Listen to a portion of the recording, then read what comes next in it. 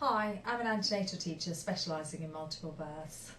When you're having more than one baby, it can seem a bit daunting, the idea of getting ready, you don't know what to pack and what you actually need. So hopefully this short clip will give you an idea of where to start. When you're getting ready for the arrival of twins, triplets or maybe even quads, there are a few special considerations that you need to take into account. First of all, the fact that your babies may arrive early. 50% of multiples arrive before their 37-week date. So it's worth getting organised early just in case your babies can't wait to meet you. If you're packed and organised, it will make it less stressful if they do happen to put in an early appearance.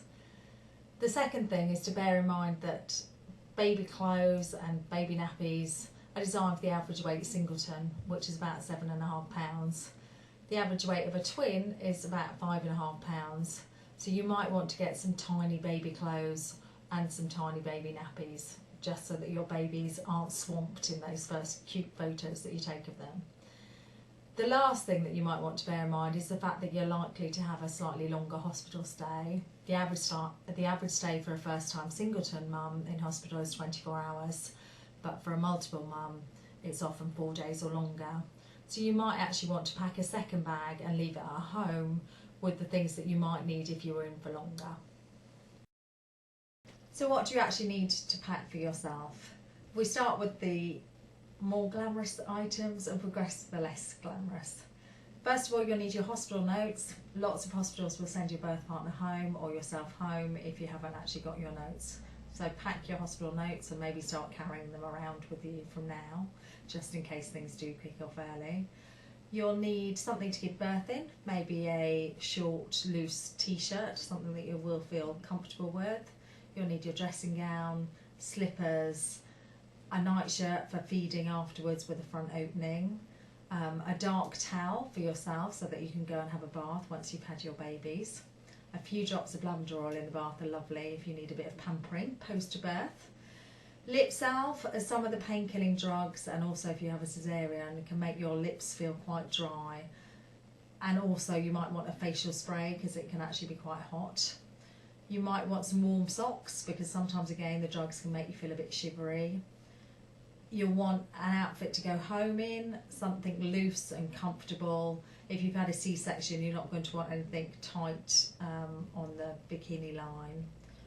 You'll want music or photos to keep you relaxed while you're waiting either for your C-section or if you're waiting around in early labour.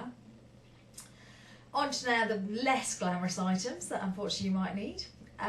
You will need maternity pads and big knickers to keep them secure. Avoid knickers that finish on the bikini line because if you've had a C-section you won't want anything finishing there. You'll need a nursing bar and breast pads.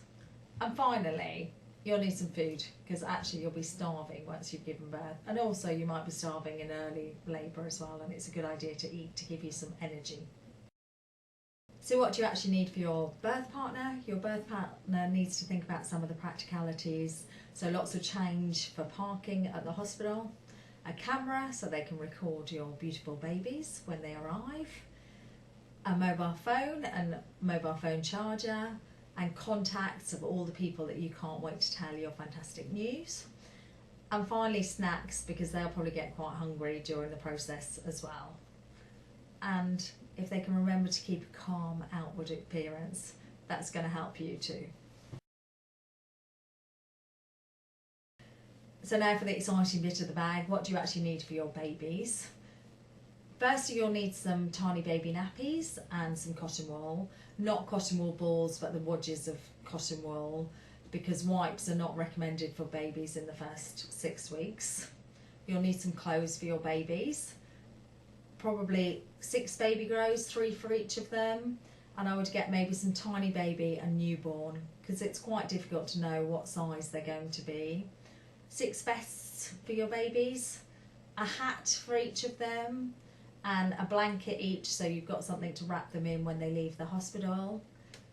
Scratch mitts are often too big and you tend to find that they fall off, so you can use baby socks and put baby socks on their hands to stop themselves scratching.